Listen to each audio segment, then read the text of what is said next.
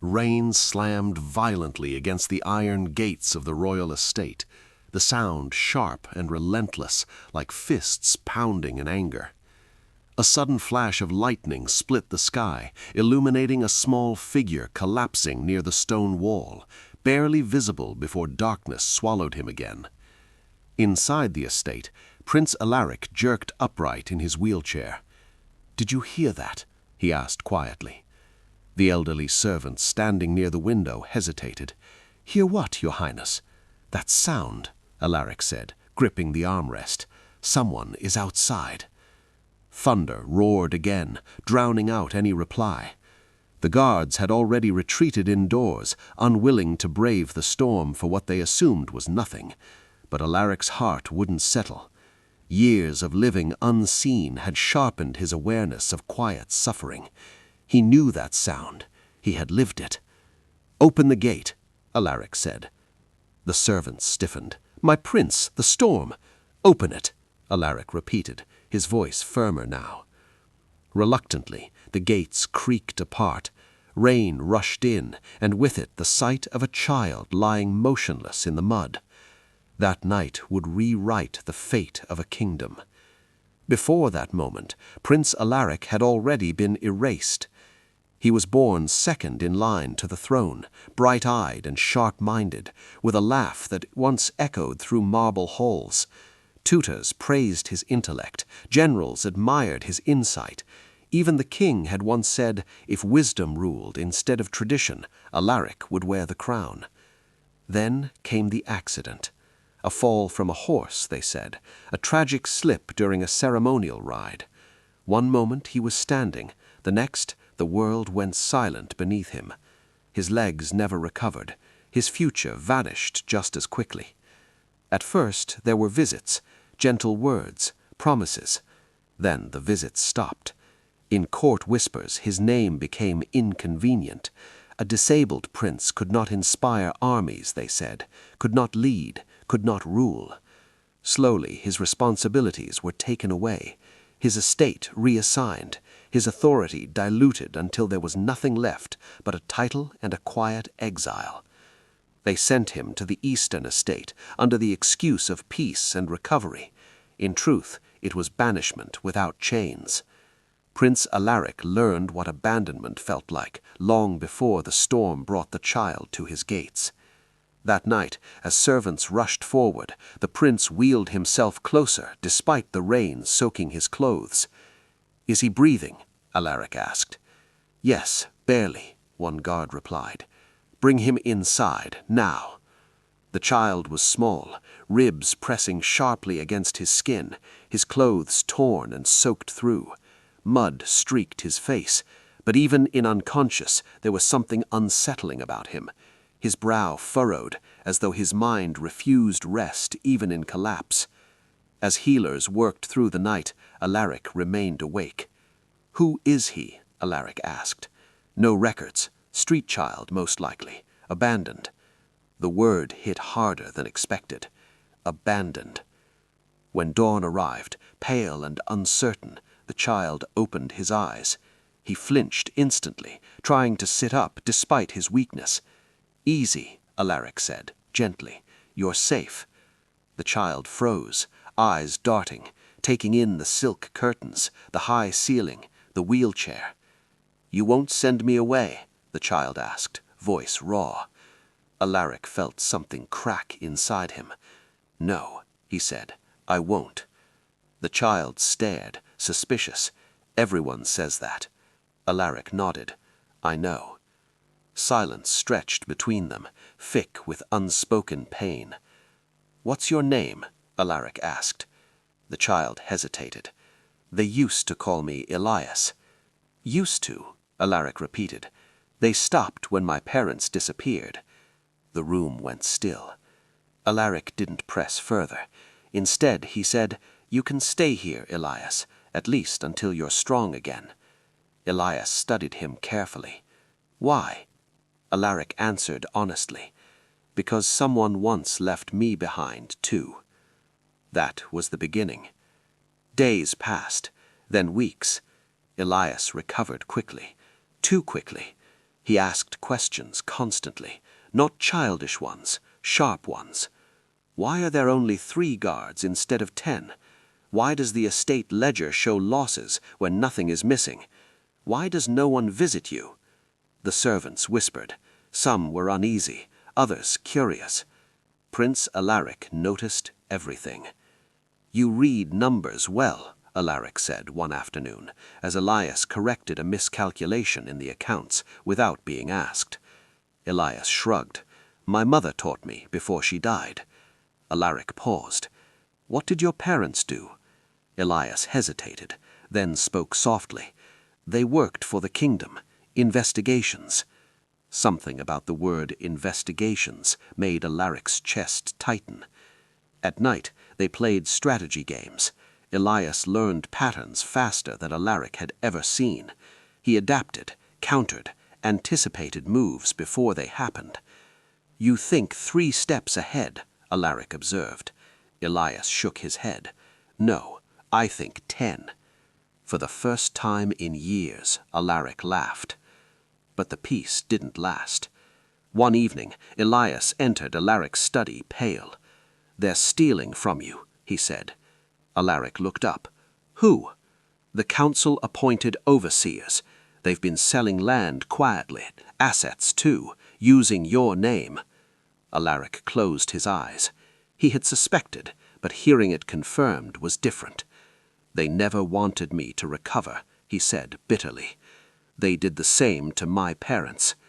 The truth settled between them like a loaded weapon. That night, the prince made a decision. "We won't confront them," Alaric said. "Not yet." Elias frowned. "Then what do we do?" Alaric met his eyes.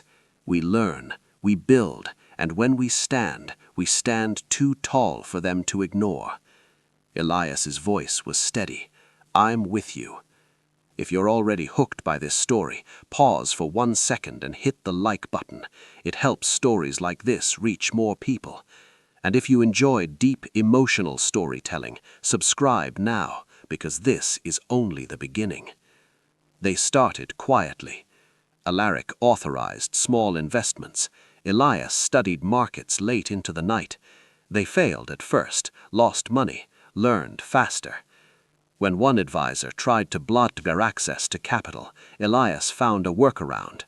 When another mocked the prince's involvement, the prince smiled silently. The estate changed. Hope returned. And far away in the capital, powerful people began to notice unusual movements tied to a prince they thought was broken. They had no idea what they had awakened. The storm that brought Elias to the gate had not ended.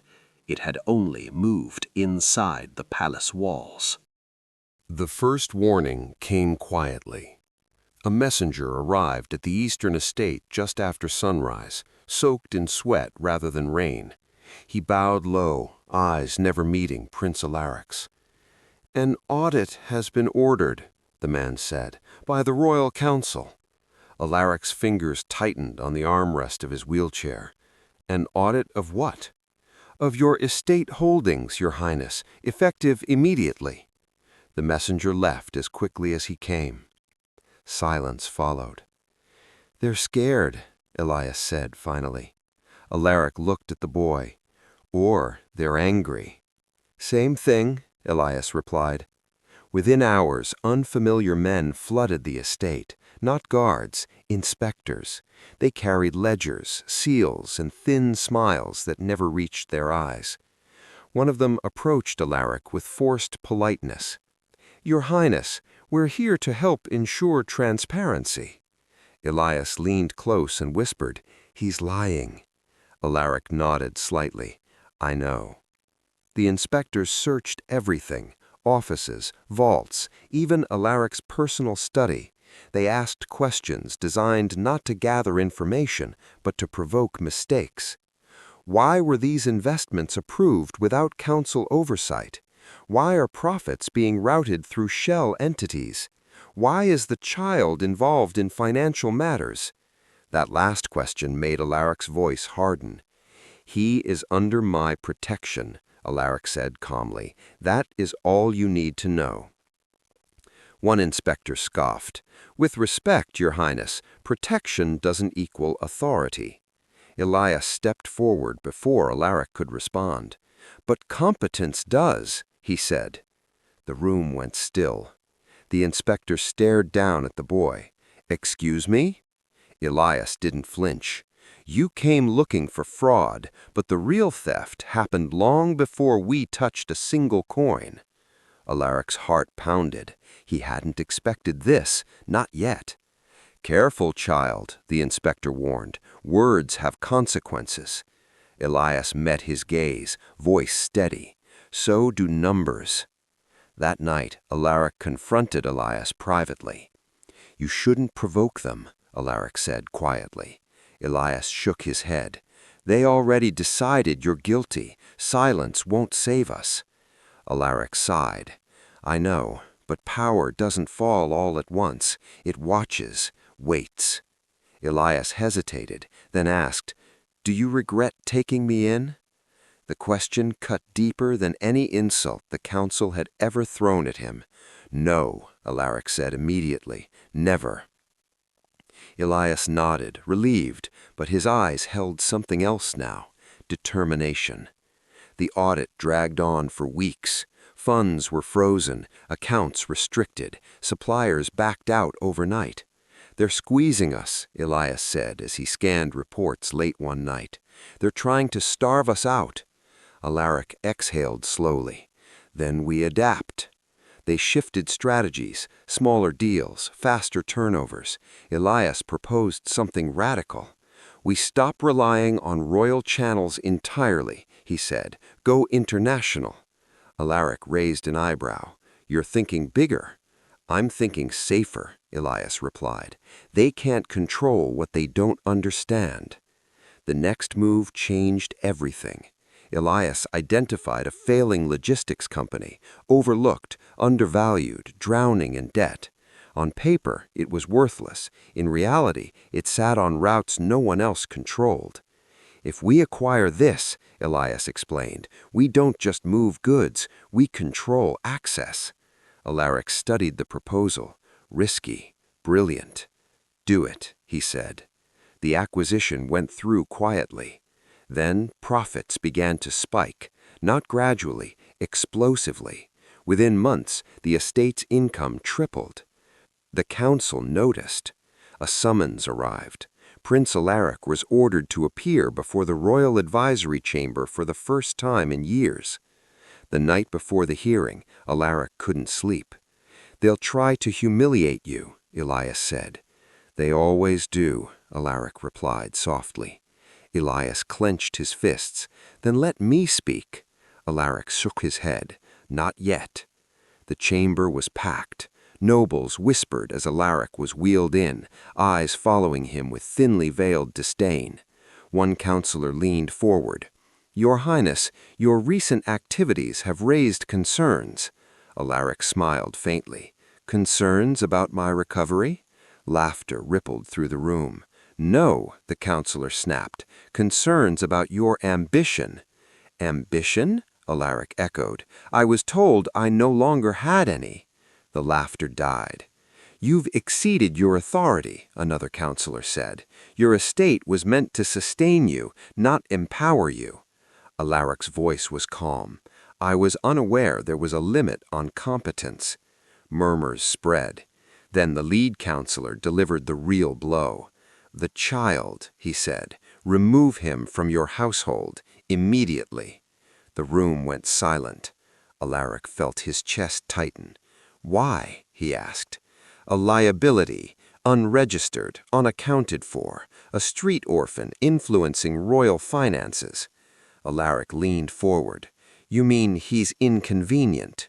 The counselor slammed his staff. "This is not a negotiation." Alaric looked around the chamber. Faces he once trusted, faces that had turned away when he fell. Then he said the words that changed the balance of power. "If Elias leaves," Alaric said calmly, "so does my cooperation." The council erupted. "You would defy us? You'd risk exile? You'd abandon your title?" Alaric's voice never rose. You abandoned me first." The hearing ended without resolution. That night, the threats began. Anonymous letters, sabotaged shipments, and attempted break-in at the estate. Elias stood guard beside Alaric's room, refusing to sleep. "They're escalating," Elias said. "So are we," Alaric replied. Elias uncovered something buried deep in archived records, sealed, forgotten. The accident. The signatures approving the prince's reassignment. The same names appeared again and again. "They planned it," Elias said quietly. "Then your parents," Elias asked. Alaric swallowed. "Killed for knowing too much." Silence followed. Elias finally spoke, voice low. "Then we don't just survive." Alaric looked at him. "We win," Elias finished. If this story has you leaning closer to the screen right now, tap the like button. It tells the algorithm this story is worth finishing. And if you want to see how a broken prince and an abandoned child turn the entire kingdom upside down, subscribe now, because what comes next changes everything. By dawn, they had a plan. Not reckless, not loud, relentless. They would expose corruption, not with accusations, but with ownership.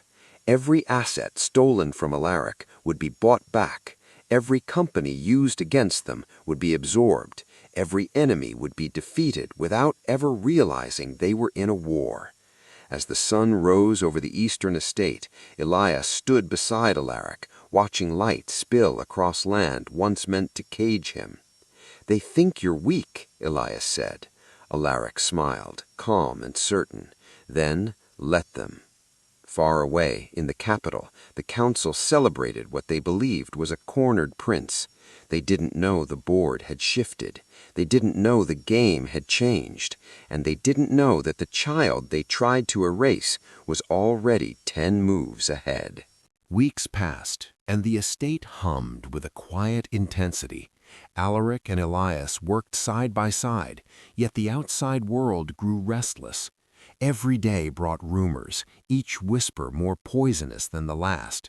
The royal council had not forgotten, nor had the nobility, whose influence was now threatened by two unlikely outcasts. One afternoon, a man arrived claiming to be a consultant for one of the prince's international ventures. Tall, impeccably dressed, he carried himself with authority. But his eyes were sharp, calculating. Elias noticed the slight smirk beneath his carefully groomed mustache. "Prince Alaric," the man said smoothly, bowing, "I hear you're expanding aggressively. Perhaps I can be of service." Alaric, cautious as ever, studied him. "And you are?" "Alastair Dorn," he replied. "I've assisted many noble houses in reclaiming lost wealth." Elias whispered to Alaric later, "I don't trust him. Something about him feels false." Alaric nodded slowly. "Keep your friends close, yes, and your enemies closer, perhaps." Over the next few days, Alastair ingratiated himself with the prince. He offered strategies, contacts, and what seemed like golden advice, yet every suggestion subtly pushed them toward exposing weaknesses.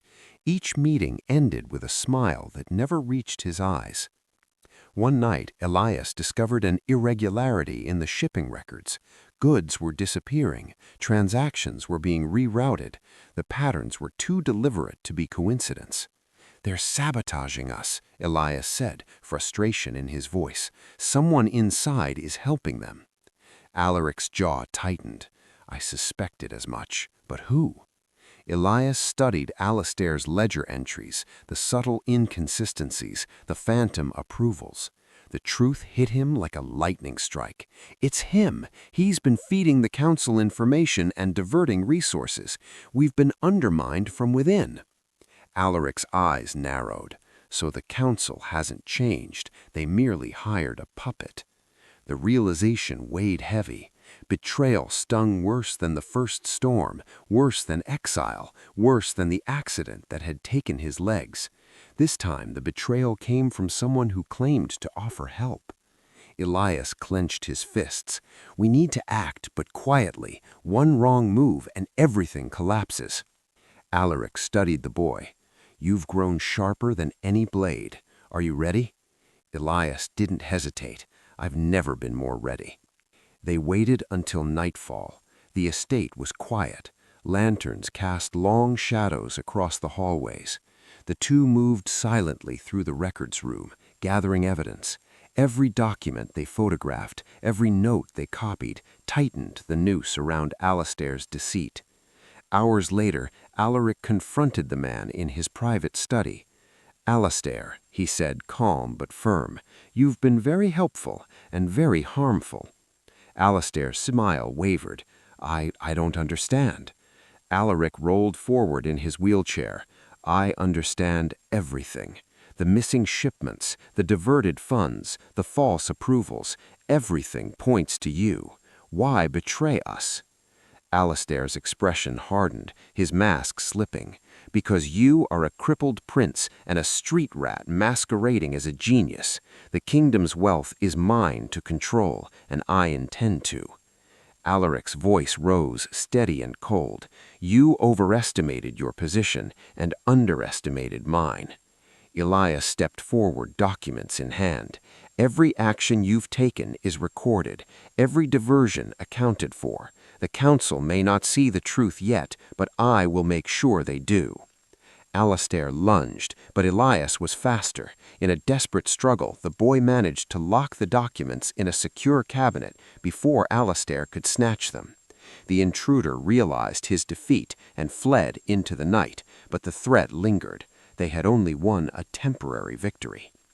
Alaric leaned back, breathing heavily. "We need to prepare for more. This is only the beginning."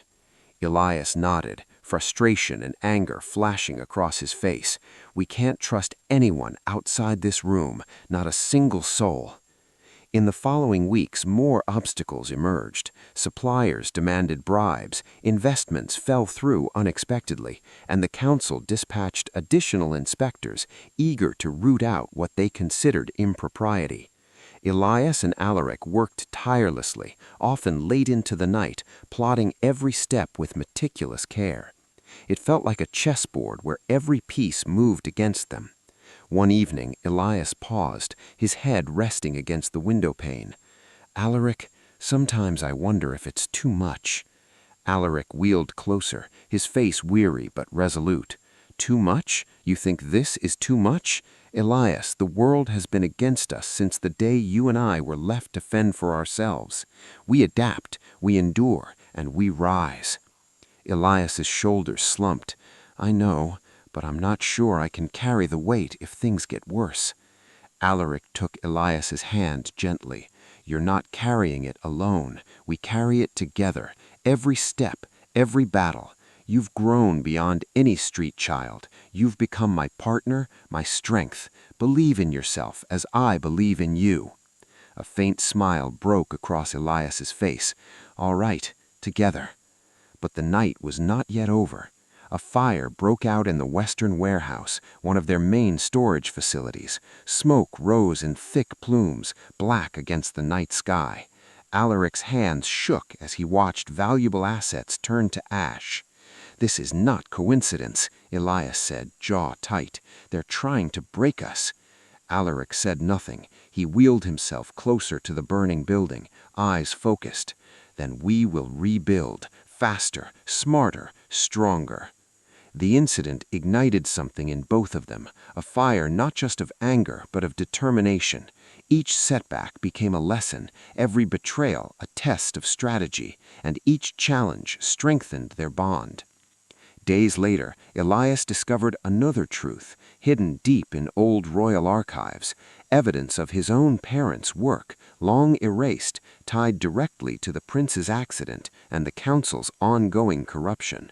The boy realized that the forces that had ruined their lives were the same, and the pain he had carried alone for so long came flooding back. "I can't do this for them anymore," Elias whispered one night, voice choked with emotion. "I wanted revenge once, but it's bigger than that now. It's survival, and it's justice." Alaric gripped his hand. "Then let it drive you. Let it define you. Don't turn away now, not when we're this close." Elias nodded, a renewed resolve hardening his expression. "I won't. Not now, not ever." The storm outside mirrored the storm within the estate, furious, relentless, and impossible to ignore. And yet, as the first light of dawn crept over the horizon, Alaric and Elias stood together, unbroken. They had faced betrayal, fire, and fear, but each test only revealed one truth. The world had underestimated them. They were far stronger than anyone realized. To all those watching this story unfold, make sure to leave a comment sharing what you think Elias and Alaric should do next. Hit the like button to show your support for stories of courage and cleverness, and don't forget to subscribe because the journey is far from over and the stakes only get higher. The council and Alastair thought they could control the prince and his street orphan companion. They were wrong. Every obstacle, every act of sabotage, every whispered threat became a stepping stone. The empire they were building was no longer about wealth. It was about reclaiming dignity, proving that intelligence, courage, and loyalty could topple centuries of corruption. As Elias and Alaric leaned over maps and ledgers late into the night, plotting their next move, they knew one thing with certainty. Failure was not an option. Every choice now had to be precise, every step calculated. One mistake could destroy everything, but one brilliant move could change their fate forever. The wind rattled the windows, rain tapped a steady rhythm on the roof, a reminder of the night that had begun it all. And within the walls of the estate, the boy and the prince prepared for the next chapter, undaunted, unyielding, unstoppable. Weeks of tireless planning finally bore fruit.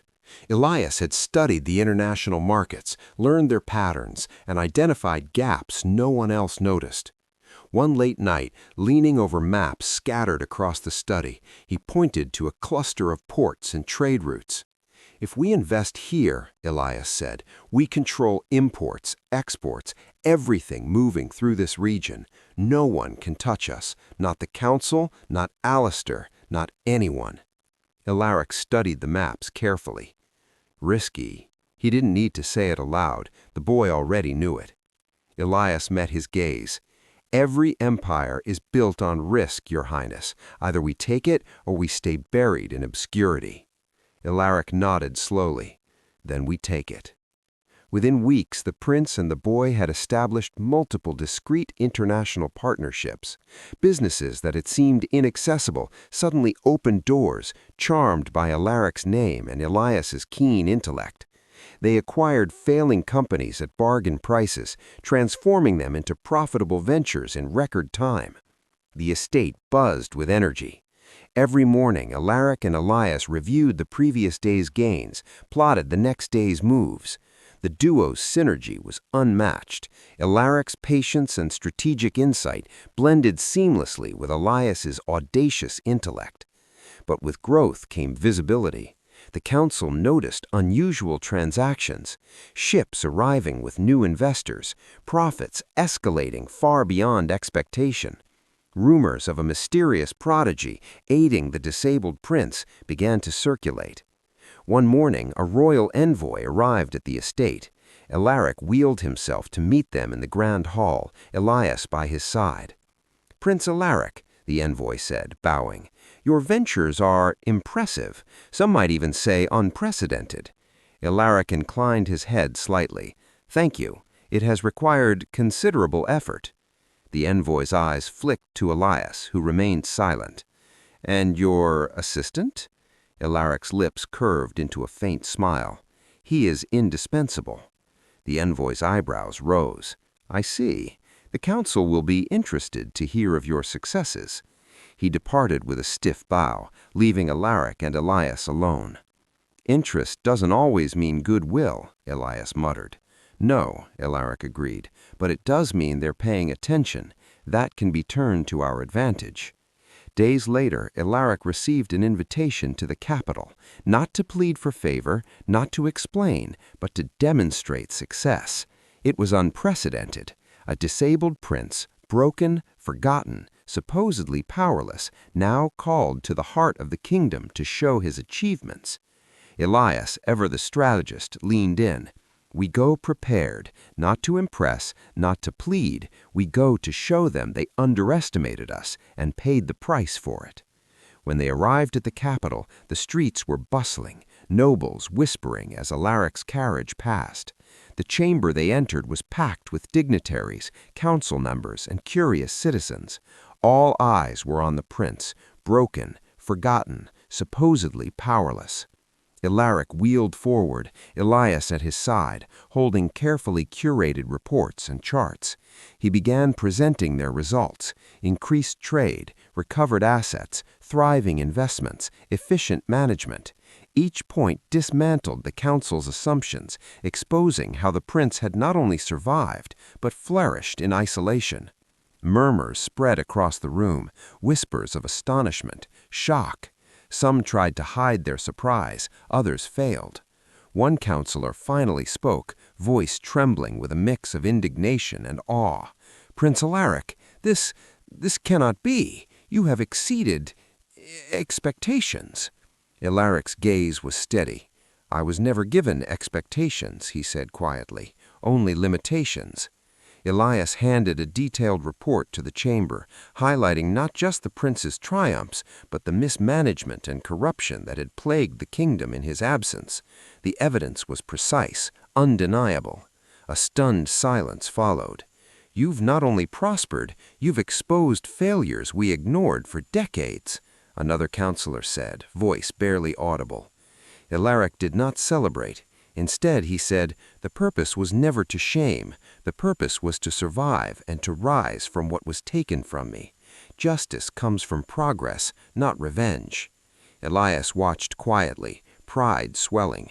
The boy had begun to see the prince not as fragile, but as a force of nature, unbowed, unbroken, unstoppable. As they left the chamber, Alaric turned to Elias. "Do you see what I mean? Success is the best answer to doubt. It silences all who would belittle us." Elias nodded. "And it makes enemies, too." Alaric's expression darkened. "Let them come. We are ready." And they were. That night, under the quiet stars, the two worked late. Reports flowed in from international ventures. Companies once failing were thriving. New partners joined, eager to learn the methods of a boy and a prince who defied expectation. Each report was a small victory, but every victory escalated tension in the kingdom. The council could no longer ignore the growing power of a prince they had written off as useless.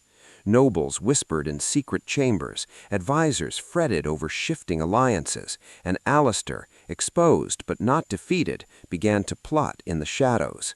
One evening, Elias caught sight of something peculiar in the correspondence logs. Alistair had reached out to other powerful merchants, spreading rumors of instability, sowing doubt about the prince's ventures. "They're trying to manipulate perception," Elias said, pointing at the messages. "If the kingdom believes you are unstable, they can block you without confronting us directly." Alaric's jaw tightened. "Then we control the narrative. They will see the truth, not lies." Their first public victory came with a struggling shipping company, poised for collapse, returned to profitability under the prince and Elias's guidance. News traveled quickly through merchant networks, reaching even the capital. The council was forced to acknowledge that Alaric's strategy was working.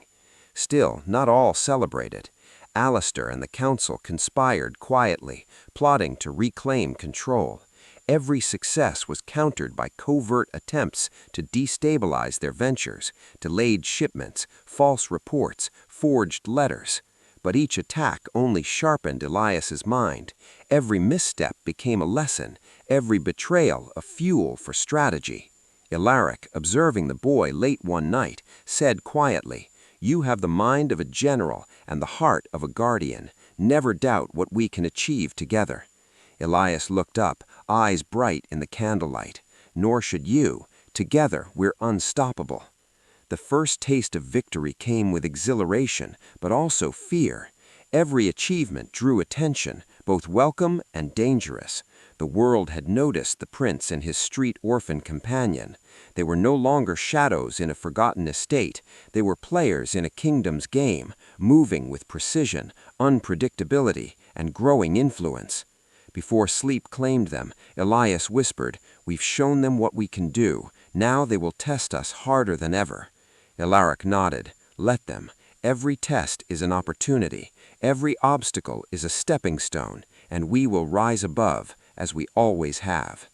The next morning, the prince and the boy worked side by side, planning expansion into previously untouchable markets, solidifying partnerships, and quietly securing assets that would become the foundation of their empire. For the first time, the kingdom truly saw Prince Alaric, not as a crippled, discarded heir, but as a man of vision and power, with Elias as his indispensable partner and strategist. To those watching this story unfold, if you're captivated by how two underdogs can turn the tide of an entire kingdom, make sure to hit the like button and subscribe to follow the rest of their journey. And leave a comment. What would you do if you were in Elias's place, guiding a prince through treachery and triumph? As their influence expanded, the council grew more desperate. Rumors of rebellion, whispers of alliances against Alaric, and the looming threat of Alistair's vengeance created a perfect storm of tension. Yet for the prince and his companion, each threat was met with strategy, patience, and unwavering bond forged through trials, betrayal, and shared ambition. Night after night they plotted. Day after day they executed. Every move was calculated, every victory measured, and with each passing week, the foundations of a vast, unstoppable empire were laid piece by piece, brick by brick, fueled by resilience, intelligence, and a bond that no force could sever. The world had underestimated them, but it would soon learn that the abandoned and the broken, when united by purpose and courage, could change everything. The council grew restless. Every day brought news of new acquisitions, unprecedented profits, and partnerships no one had predicted. Prince Alaric and Elias had become a storm the kingdom could not ignore. But with every victory, the pressure intensified. Alistair, humiliated and cornered, plotted more aggressively, using deception, bribery, and manipulation to destabilize the duo. One morning, a courier arrived at the estate with a sealed letter. Alaric's hands trembled slightly as he opened it. The message was clear. A series of shipments critical to their international ventures had been sabotaged, and Elias had been specifically targeted with false accusations of embezzlement.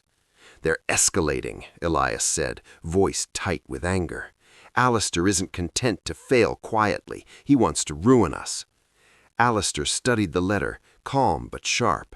"Then we respond with precision, not rage. We'll turn this attack into our advantage." Days later, Alistair's first move became apparent.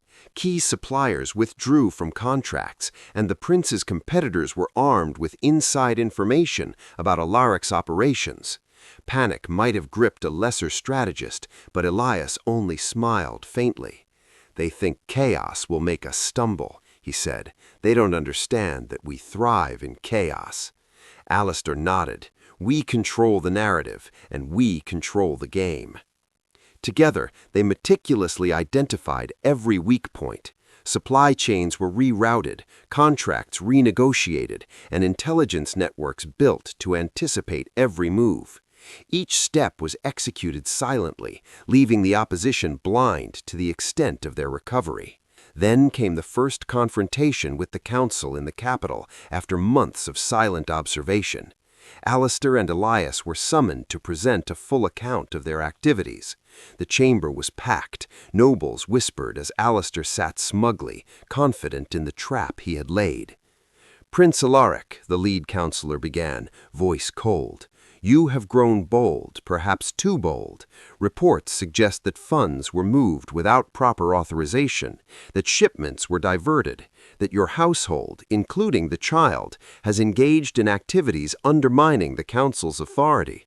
Elias stepped forward, documents in hand, voice firm.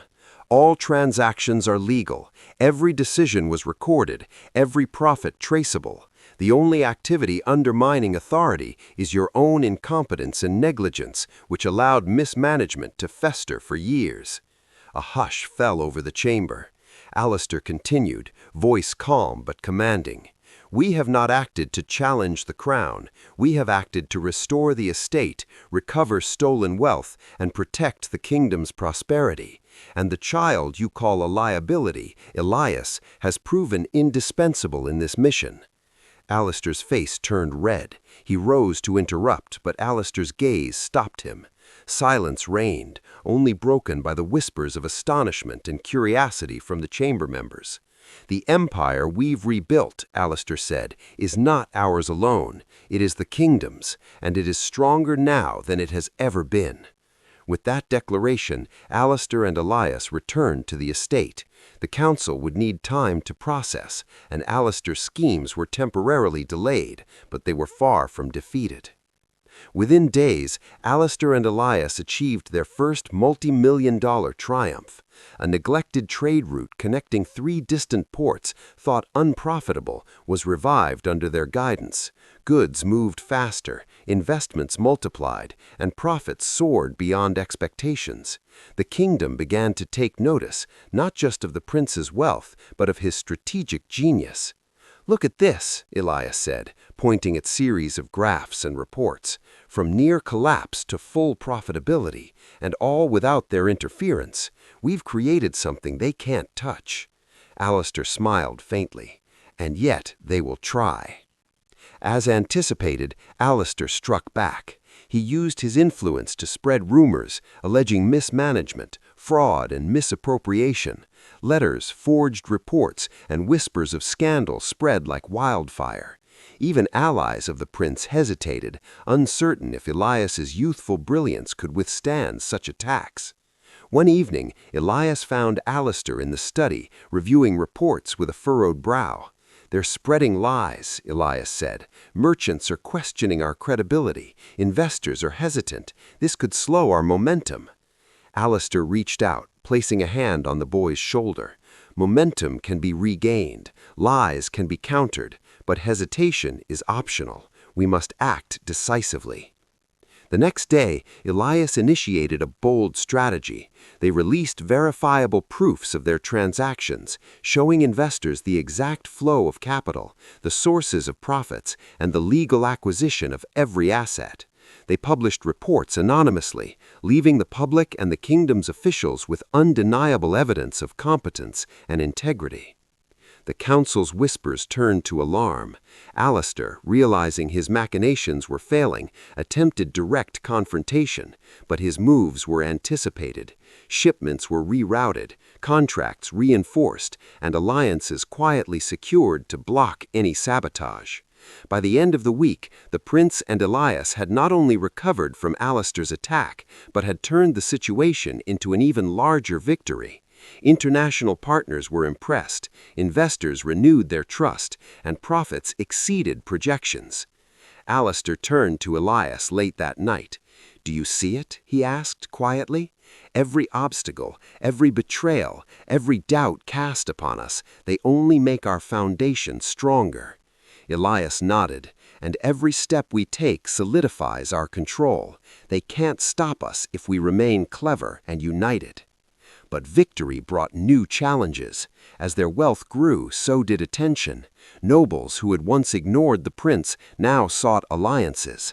Rivals whispered threats, and Alistair, humiliated but resilient, began a campaign to influence the public, painting Elias as a manipulative genius leading a disabled prince astray.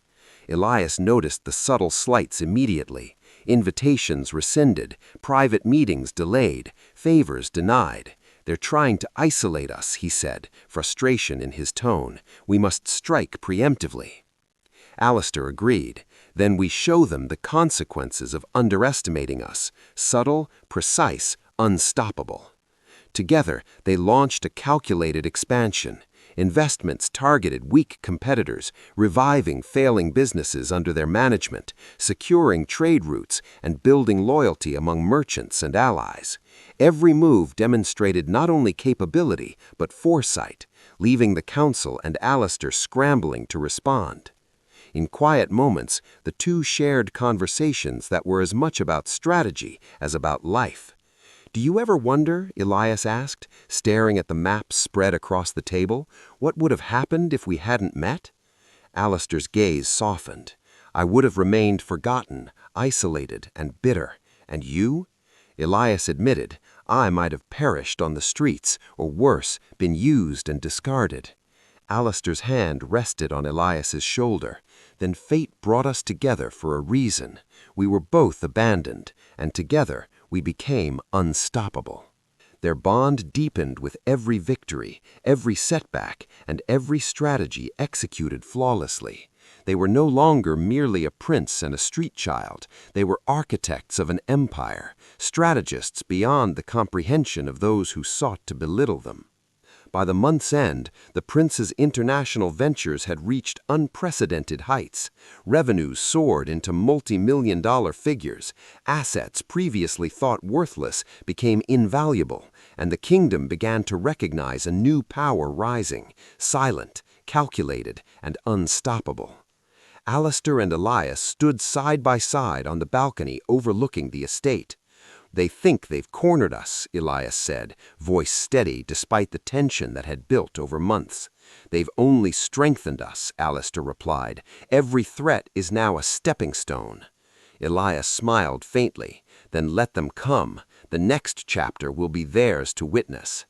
If you're following this story, don't forget to hit the like button and subscribe to see how the abandoned child and the disabled prince continue to outmaneuver betrayal, reclaim power, and build an empire. Drop a comment below. What do you think their next move should be against Alistair and the council? The world had begun to notice. Prince Alaric was no longer a discarded heir.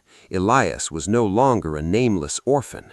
Together, they had turned adversity into power, betrayal into strategy, and abandonment into an unbreakable bond. And the greatest challenges, those that would truly test their ingenuity and loyalty, were still ahead.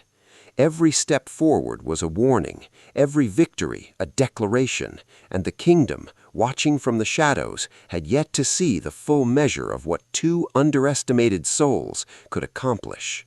News of Prince Alaric and Elias's triumphs reached the royal palace faster than they anticipated. The council, alarmed at the prince's growing influence, decided direct action was required. Letters, envoys, and even threats of legal action were dispatched, warning Alaric to cease his ventures or face severe consequences. But the warnings only confirmed what Elias had long suspected. The royal family feared what they had underestimated. One evening, as rain fell against the estate windows, Alaric studied the latest reports. Elias stood beside him, scanning messages from international partners. "They've sent someone from the palace this time," Elias said, handing a letter to Alaric. Alaric broke the seal and read aloud. "Prince Alaric, your continued expansion and accumulation of wealth and influence is unprecedented. The royal family requests an audience to discuss the future of your estate and your position. Failure to comply will be seen as defiance." Elias's eyes narrowed. "They're escalating. They want to intimidate us into submission." Alaric nodded. "Then we meet them, but on our terms, prepared, calculated, and unafraid." The following week, Alaric and Elias traveled to the palace.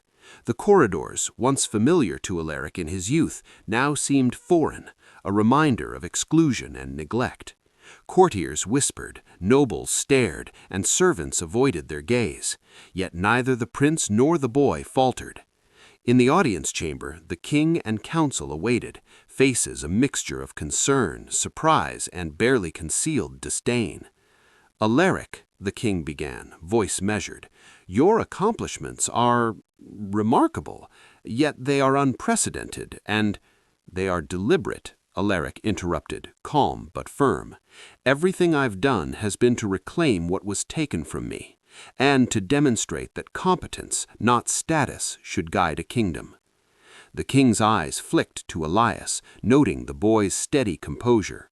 "And your companion?" the king asked, skepticism laced in his tone. "He has been indispensable," Alaric replied. "Without him, much of this would not exist." A counselor, Alistair's influence still lingering, leaned forward. And yet the boy is unregistered, unaccountable, and more capable than any of you, Elias said, voice unwavering. Every transaction is recorded, every decision traceable, every success verifiable. The kingdom's prosperity is not in question, your oversight is. Gasps echoed through the chamber. The audacity of a street child speaking to nobility, unwavering, caused ripples of astonishment. The king's expression softened slightly.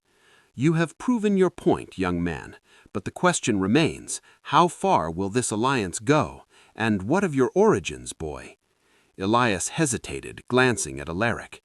My origins matter less than my purpose, but if knowing the truth aids the kingdom, then I will speak. He revealed his parents' legacy, brilliant investigators of corruption within the royal administration, silenced years ago to conceal treachery. Documents meticulously preserved corroborated their work. The chamber grew silent. The pieces began to fit. The prince's accident, the council's neglect, the boy's abandonment. Alaric watched carefully, observing the reactions. Our fates are intertwined, he said softly. 2 lives abandoned by a kingdom that thought us powerless, and yet we have returned, stronger, wiser, and united. Whispers spread, nobles exchanged glances. Some were shocked, others fearful. The boy's brilliance and the prince's resilience had rewritten the narrative. After hours of discussion, the king finally spoke. You have accomplished what none of us anticipated, and yet the council's interference cannot continue unchecked. Measures will be taken to restore order, but your position, Prince Alaric, is recognized, and the boy, Elias, will remain by your side. Relief washed over Elias, but he knew the battle was far from over. Alistair's influence remained, and the council was fragmented, some loyal, some eager to undermine. Back at the estate, the duo continued their operations with renewed vigor. International ventures expanded, incorporating new trade routes and partnerships across multiple continents. Companies once failing were revitalized, transformed into profitable enterprises. Revenue soared into hundreds of millions, each investment meticulously calculated to strengthen both wealth and influence. One night, Elias discovered another crucial truth while reviewing old correspondences and estate records. Hidden under layers of archives were details of properties and investments the royal family had deliberately erased from Alaric's control. Assets worth millions, misappropriated for decades. We can reclaim this, Elias said, eyes alight.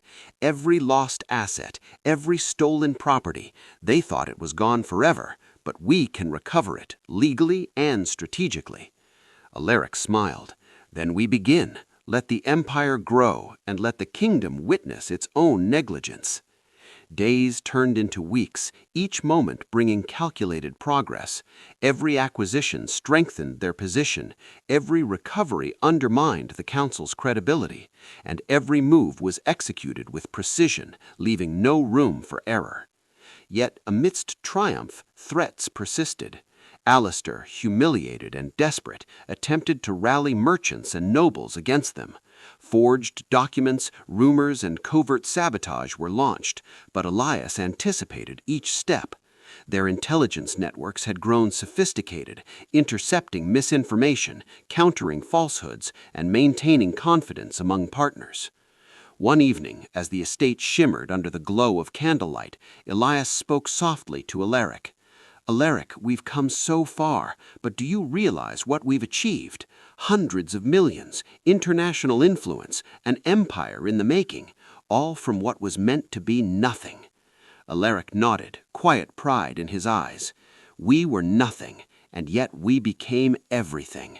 But remember, Elias, the most dangerous battles are ahead. We've drawn attention now from those who won't hesitate to destroy what we've built. Elias's fingers traced the edges of documents filled with strategies, trade data, and meticulous calculations. Then let them come, Elias said, determination burning in his eyes. We are prepared, and we will not falter. Their bond, forged through abandonment, betrayal, and shared ambition, had become unbreakable. The boy, once nameless and helpless, was now a prodigy, the rightful heir of intellect, courage, and vision. And the prince, once dismissed as powerless, had become a formidable leader, capable of commanding influence and wealth beyond imagination.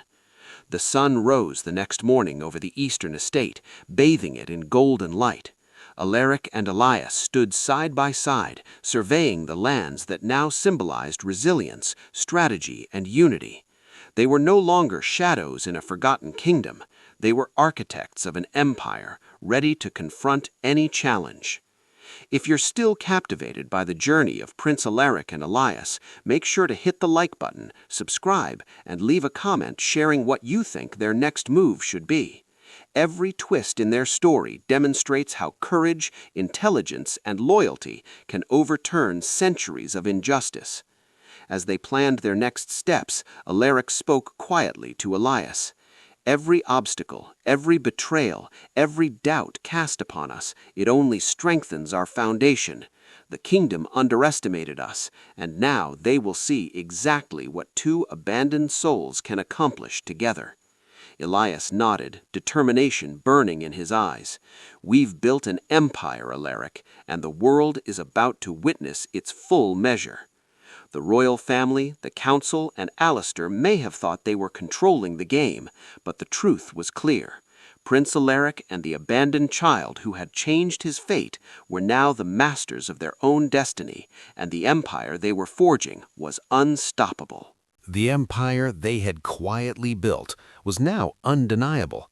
International ventures, recovered assets, and restored trade routes had multiplied their fortune to an astonishing $500 million. Every corner of the kingdom, every merchant, every council member felt the ripple of Alaric and Elias's triumphs. What had started as survival had become a declaration. The abandoned and underestimated could reshape destiny itself.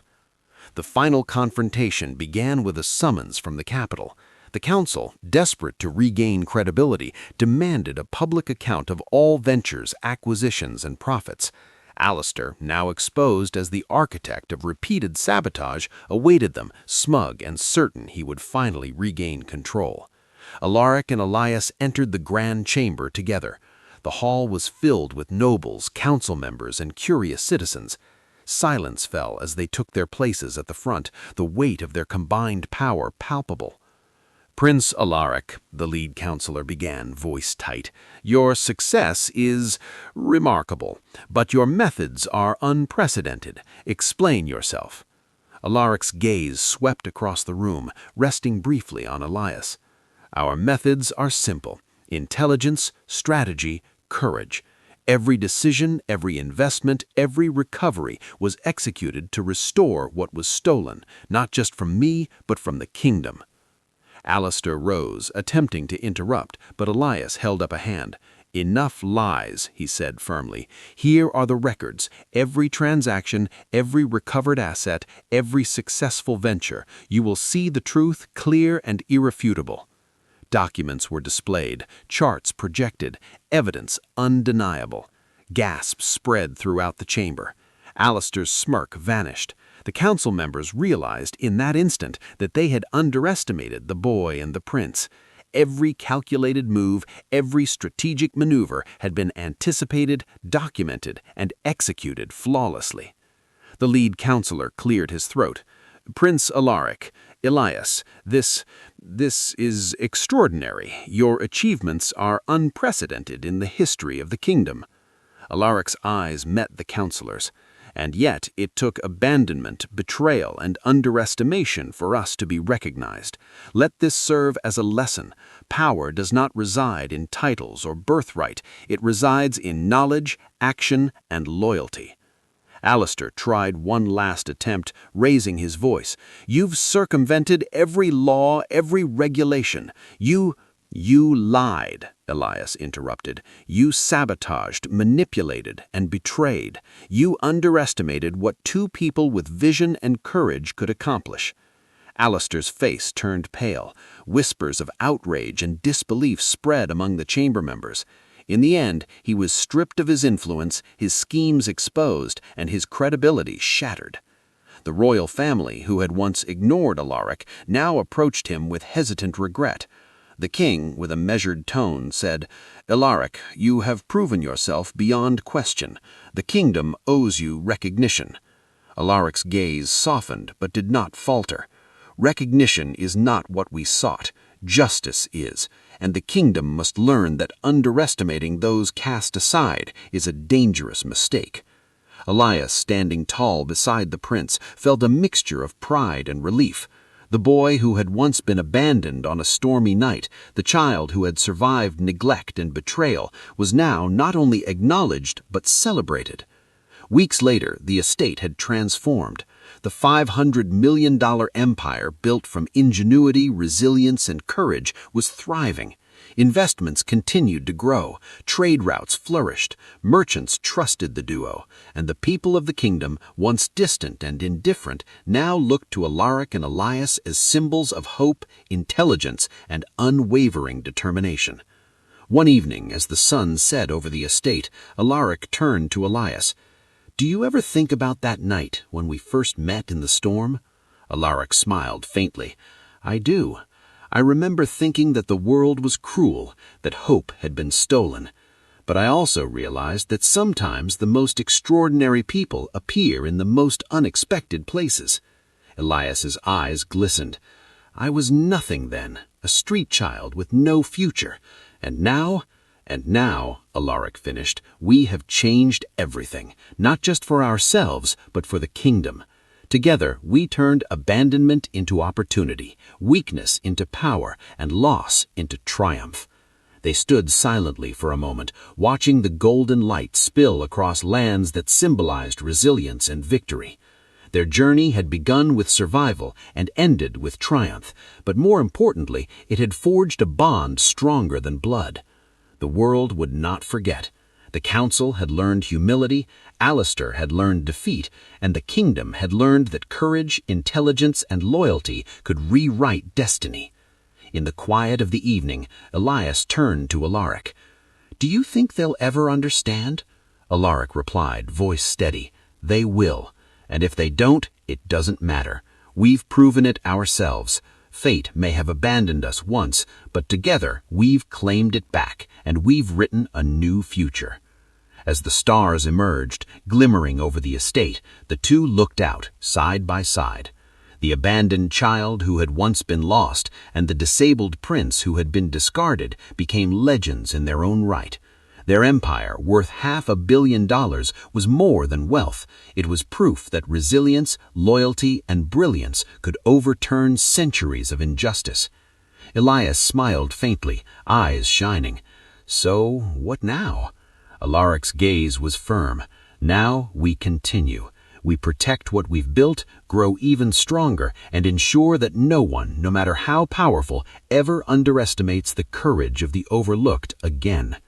For those watching this story, if it inspired you, hit the like button, subscribe, and leave a comment sharing which moment of courage or brilliance resonated most with you. Stories like these remind us that no matter the odds, intelligence, loyalty, and heart can change the world. And as the night settled over the estate, Elias and Alaric knew this was not the end. It was the beginning of a legacy. A legacy born from abandonment, nurtured in trust, and crowned in triumph. A reminder that the weakest in appearance can become the strongest in reality. Together, they had changed a prince's fate. Together, they had changed the course of a kingdom.